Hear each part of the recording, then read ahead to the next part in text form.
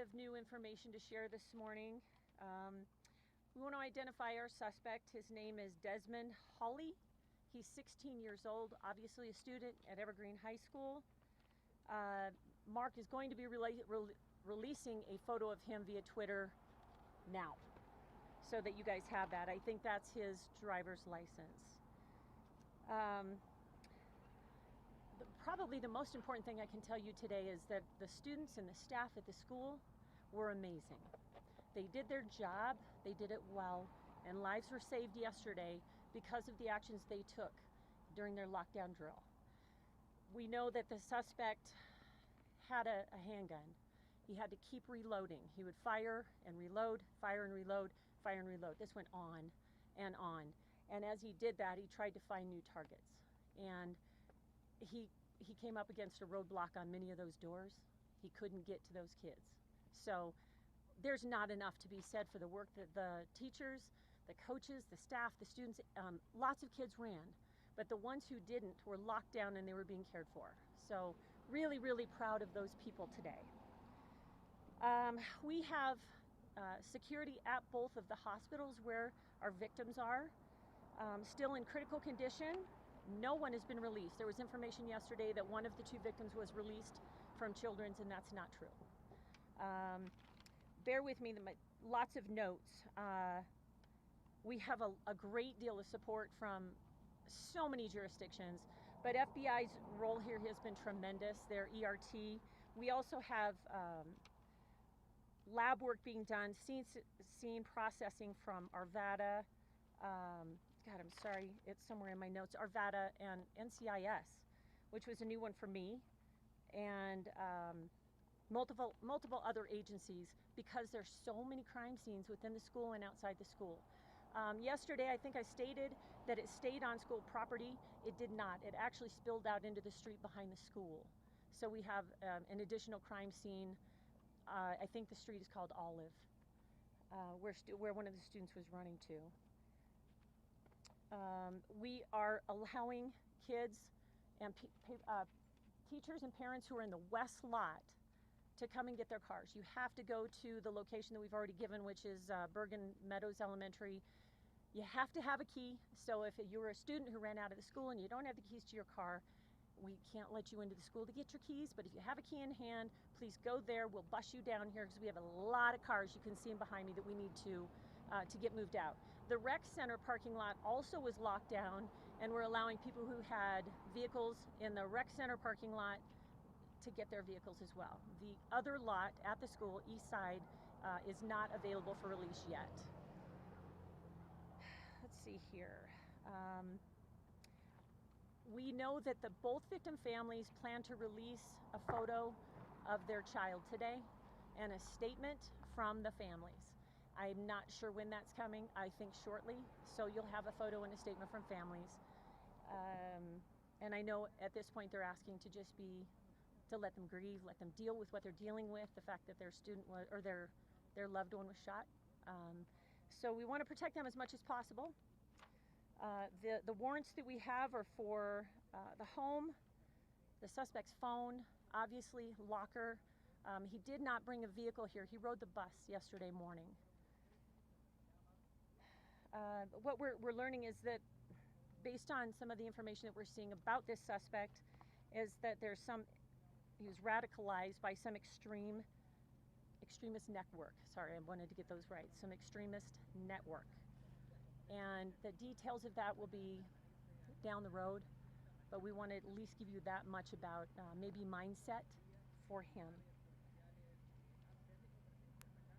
The suspect's autopsy was this morning as well. So that has been done. And I've already indicated that this suspect brought quite a bit of ammunition with him, and he continued to reload. I think we're very, very grateful that there were not more injuries, but saddened that there were any.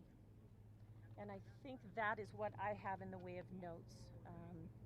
So please feel free to ask questions. You mentioned there was a crime scene behind the school that spilled out onto the area behind the school. Yes. Is that one of the students that was hurt or shot? Yes. Yes. There is a crime scene. Lots of crime scenes. You got it. There's multiple crime scenes. I indicated yesterday some inside and some outside, but all on school property, and we now know that there's at least one crime scene that is spilled over into the roadway behind the school. And that is because you're saying one of the students that was shot went to that area? Yeah. Is that right? Yeah, absolutely. Do you have any information about how the student got a hold of this weapon, who it belongs to, how they came into possession of it? Great question about ownership of the gun. We're working that angle today. I don't have that for this press conference, but we'd sure like to share that when we have it. And do you have any more information about type of gun? It was a revolver, handgun. I don't know what caliber. Jackie, how do you know that the student was radicalized by an extremist group? It's just information that we're learning probably through what we're finding in the home, maybe what we're finding on his phone, but there's some level of confirmation that there's something we really need to take a deeper look at. Jackie, we heard something yesterday about a potential fourth victim. Can you clarify that for us today? Yeah, great question. Yesterday we indicated that there were 3 people shot, our suspect, and 2 victims, and that there was a 4th that was transported from somewhere. We don't think that that's true anymore. I apologize for the misinformation, but we think it's just the 3. Do you have any idea how many times the gun was fired? The suspect's gun was fired? The suspect's gun was fired a lot. The reason we have so many crime scene areas inside is because we have windows shot out. We have lockers that were shot up. We're finding spent rounds, unspent rounds, so it's a huge area. And the school, I was told, is 3 levels. So lots of work to be done, but he fired multiple times. Jackie, how many revolvers? Did you say it was more than one weapon? 1 revolver. And how many rounds of ammunition was there? I don't know. I don't know how many rounds. Were there surveillance cameras in the school? Yes. And did it record the entire incident? It did. There are cameras inside of the school, which is very powerful and important for us in our investigations. We're able to track his movement throughout the school. Jackie, what about a school resource officer? Evergreen High School used to have a full-time SRO. That SRO is on medical leave right now. So it's a shared duty. Horrible timing, of course, but shared duty. So we have a couple of part-time SROs that share this school right now. There was no one from the SRO unit at the school when the shooting started. He was there until about 10:30, 10:45, and then he was dispatched out here for an accident pretty close by. Are those JEFCO officers that They are. contract with the district? Those are Jefferson County Sheriff's Office deputies who are our SROs. Okay, and then in lieu of the person on leave, it was a shared, they'd rotate between Uh-huh. schools, but normally there would be someone staffed full-time? Yes. Sort of assigned to the school? Yes. Okay. Was the shooting targeted at anyone? Was it random? Another great question. We can't say yet whether this feels more targeted or more random, but based on what I'm telling you about firing and reloading, it seems like it could be a bit of both. We had heard that there might have been a notebook that had surfaced in the past with this particular student in years previous. Do you have any information that there may have been a notebook with certain students' names that the school district may have known about in that student's past? That's all new information to me, what you're saying about a notebook that might contain like a hit list. Is that what you're speaking And to? it may not be true. I haven't heard anything along those lines, not yet. Are there looking to be any charges on the parents for the access to the gun that they had? It's certainly something that we're going to look at. Can you talk about how being at lunch at the time of this situation complicated things, or what that looked like? I think there was a lot of chaos yesterday. We know that some kids were on lunch, which gave them more freedom and access to hallways and outdoors. And we know that there were a lot of kids who ran and a lot of kids who locked down. So it's just timing.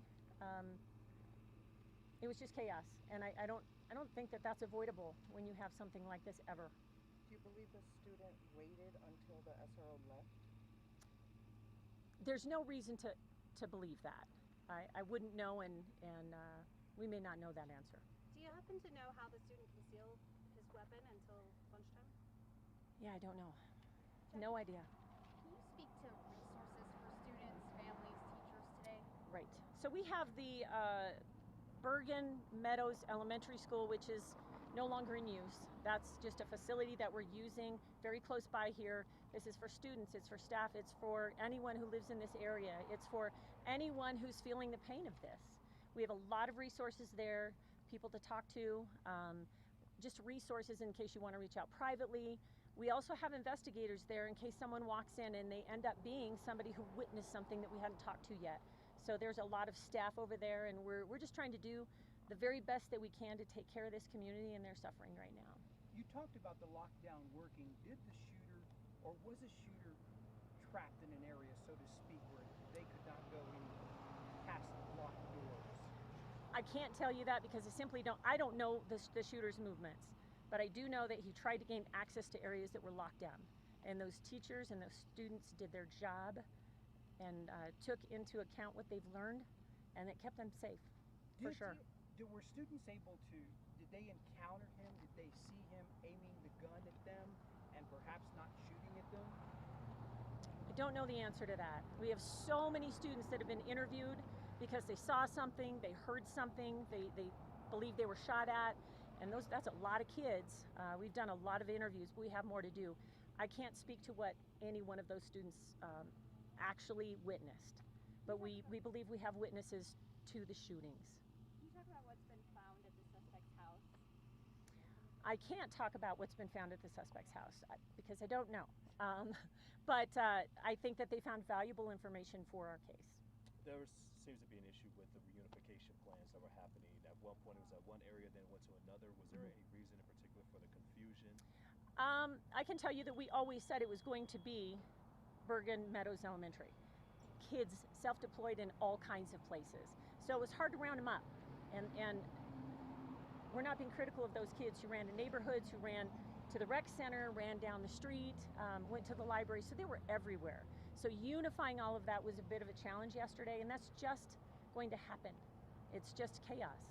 And it took a while to get our arms around that, get buses to the right places, and get parents back to their kids. Is there an emergency system in place for kids just in case something like this happens? I mean, obviously it happened yesterday. Is there an emergency system in place here just in case where people could be able to meet up somewhere? I don't know that that's a hard and fast written rule on what that emergency plan looks like. They have to be fluid because every situation is different, and what might work today may not work next time. So it's just probably the framework is there, but we have to adjust to the kids and the parents who ran. Jackie, And I'm sorry, not the parents, the students. have investigators made contact and spoken with the suspect's family, parents, guardians? Yes, our investigators have been in touch with the suspect's family. Close contact. What was Have the they route? spoken to investigators? Yes, they have. What was the route that this young man took inside the school? Great question again. I, as the PIO, do not know that. Our investigators have a really good understanding of how he moved about inside the school because we have great surveillance video, but I don't know that. Follow-up question to that, the amount of time that passed. I know yesterday you guys were saying it was really a matter of minutes since you learned about it to get here. Do you have an idea now about how long he was in the building doing this? Oh, another great question. You It's a just know good response question. to I'm really sorry. I don't know how long he was in there. Okay. We got those calls so quickly starting at 12:24. It became very, very serious as the 911 calls flooded in. And that's all we need to know, that this isn't a swatting call. This is more than that. And that's why the resources that came up here as fast as they could, safely. And we were in that school very quick. And clarification about inside, outside. Of our two victims who are in the hospital, one was shot outside, one was shot inside. Is that correct? That is correct. One victim shot inside, one victim shot outside. And I know you're not a doctor. Can you speak at all about what kind of injuries, like location of gunshots? Can you speak at all to the number of shots these kids took? I don't know that. I'm hoping we need to let these families the victim families just adjust to what they're dealing with today. So we're really trying to be protective of our victims right now by not giving out too much information. So maybe tomorrow and the days that come. A follow-up to the SRO question, and forgive me if you've already answered this, but should have an SRO been there? I know you said they left to do something. It sounds like it was okay for them to do that. Sure. But was that SRO following department policy, school policy, when they left the campus? Yes. The SRO that was sharing responsibility of Evergreen High School is allowed to come and go. He can go to lunch. He might have to handle something in the parking lot, and he might be cover on something that's happening in the neighborhood or up in the Evergreen area, a cover car for that. So no, he did not do anything wrong. Thank you for that. You're welcome. What happened when law enforcement did make contact with the shooter? You said they got to him in about 5 minutes. Right. What happened? Could have even been less than that. That's just kind of an estimate. I'd like to tell you more about that, but I need to get permission to do that. it's a lot. But I'd love to be able to tell you that story. Maybe I can do that later. Okay? And Any a follow-up idea how to- long the school will be closed? Not going to read. The Evergreen High School will not be open this week. It's a guesstimate, maybe next week. We have a lot of work to do and probably a few things that they'd like to do aesthetically to make that just a more healthy environment for the kids and the teachers. So I just don't know. Was there body-worn camera video that will show at some point the officer's encounter with the shooter? Yes. It was. I don't know that it will be released right now. I know that it won't be released right now. How about that? Yes.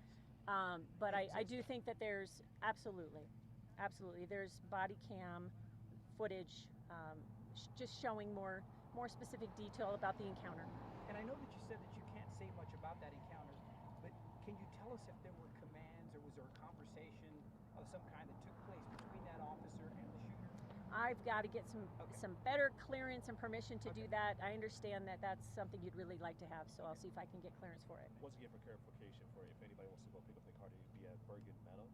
Bergen Meadows Elementary, you got to have a key. If the key that you need for your car is in your locker, we're not letting anyone in. But if you have a key, and we want one person, the driver, will bus him to the school because that area is completely cleared now. When you say there are things to maybe do with the school aesthetically to make students feel better, can you describe what that is? That would be broken windows, lockers that have sustained gunshots. I think that we have fluids that need to be cleaned up, some of that kind of thing. So it sounds like there were students and teachers hiding in locked areas as No the question. shooter was going through. No question. I can't praise the staff and the students enough for doing what they learned to do, whether it was 10 years ago, 15 years ago, or it was something they learned at their first day of class here. They did the right thing. They locked down, and I'm not judging anyone who fled, but lots and lots of kids and teachers locked down in those rooms, did what they were supposed to do, and we know that it saved lives. They're heroes, Have you found our a motive? teachers. Have you found a motive at all? Looking at a motive, but we don't have one yet. Have you heard the stories about the neighbors who took in kids? What do you make of that? People opening doors saying, yeah. I'm in my basement. That to me sounds like Evergreen. Evergreen is still a smaller community. They're a tight community. Man, they're going to take care of their kids. If they're home, they're taking them in. Yeah. Jackie, do you believe the shooter was trying to carry out a mass shooting with all the ammunition he brought? I have to believe when you bring a gun to school and you continue to fire and reload that you are on a mission. And we are grateful that he was less successful, but we're devastated that he was successful at all. Did you mention how many rounds of ammunition he had? I might have missed it. No, I don't know the amount of ammunition. What- Quite a bit. When the school opens, what's going to be the plan for SROs? Is there going to be a full-time one that will be hired immediately? Or what is the plan? Is it still going to be part-time? Another great question. I have to believe that we're going to have additional resources here for the kids as long as we need to. There may be a plan for us to put somebody more permanently up there. We'll talk about it. Well, for surrounding schools, do they have SROs? Yeah, Are they also it's part-time? shared. It's still a shared responsibility. Not every school has a full-time SRO. Well, I guess just for those who are wondering at home that you've seen something like this happen, Mhm. why is it not full-time? Is there an issue with funding? What is the issue why there isn't full-time SROs? The only reason there wasn't a full-time here is because she's on light duty. So we were sharing responsibility of that school. When you say light duty, what do you mean by light duty? It's about as far as I can go with that. Okay. Can you talk about what kind of radicalization you believe is student? I don't know that. It was stated to us specifically that was radicalized through an extremist network, and clearly we take that very seriously. There's obviously a lot of work that has to go into looking at his phone, looking at his social media pages, searching his room, searching his backpack. There's just searching his locker. There's a lot of places to look that we hope will just give us better information as to what he was attempting to do and maybe the why. Sometimes we never find out why. I mean, in the past we've talked, when talking about safety and cell phones and cell phone policies, we've talked a lot about, it's every parent's worst nightmare not to be able to get a hold of their kid in this Yeah. type of emergency. Yeah. One of the reasons that we've heard, like from Jeff Pearson and some of the school resource officers, is we don't want kids on their cell phones when something like this happens to jam up the networks. Sure. What is the learning from that? Was there any problem with students and cell phones and families reuniting? Not that I know of. You know, if you look way back into Columbine, a lot of kids didn't have phones back then. And the chaos that creates when you can't connect with your child. And we know that today, you're hard pressed to find a child who doesn't have a phone. And I know a lot of kids reached out to their parents, so there was immediate relief, but hearing your kid is okay isn't enough. You need to hold your child. So it was still working really hard to get them connected. And Jackie, any words of encouragement, or I guess for those families who were there yesterday? We saw so many of them who were rightfully so torn, kids shaken as well. We will do what we can as a community to heal from this. It really sucks that we're here again. We've had our fair share of school shootings in Jeffco. But we are going to do everything that we can to help these kids heal, to help the teachers and the parents get back to life, and a lot of that is just going to take time, but the resources are available, and we are encouraging everyone to use them. Clarification point again, how would you characterize, so we're very clear on the parents' involvement in this, families' involvement in this investigation? Are they under investigation themselves? Are they cooperative? I'll let you use your words. Where they fit into this storyline? We are in contact. You're talking about the suspect's parents. Parents, I assume is the right word here? They have been cooperative. Are they under investigation for any reason? I think everything is on the table when it comes to looking at this investigation and where it leads us. And I think that they're aware of that as well. But we have not run into a roadblock with this family. Were there Which is any great red news. flags along the way, like did any that you're aware of that the district might have heard from other students concerned about the shooter's behavior? Not that I'm aware of. No warning to this.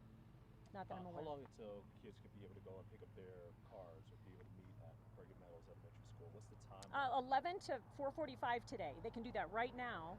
Head over there with your keys. We'll bus you here, escort you to your vehicle, and get you out of here. There'll be another push later on for the other side of the school, and then there'll also be the need to get these kids and these teachers back in the classroom to get their books, to get their cell phones, to get their purses, and all the stuff that got left behind as a result of the shooting. So there'll be an opportunity for us to get the school open for those that need to get in there to get their personal property. When would that be? Don't know. Could be this weekend, but we'll keep you posted. What's your plan for the rest of the day? Do you anticipate more updates later? I just have a whole bunch of new questions that you guys asked. So I'm going to go back and see if we can help shed light in that way. And if we can, I don't want to bring you all together to say nothing. So if we have something substantial, we're going to get back together and it will be here. All right? Thanks for your patience. Thank you, Jackie. All right. Thanks, Take care. Jackie. You bet.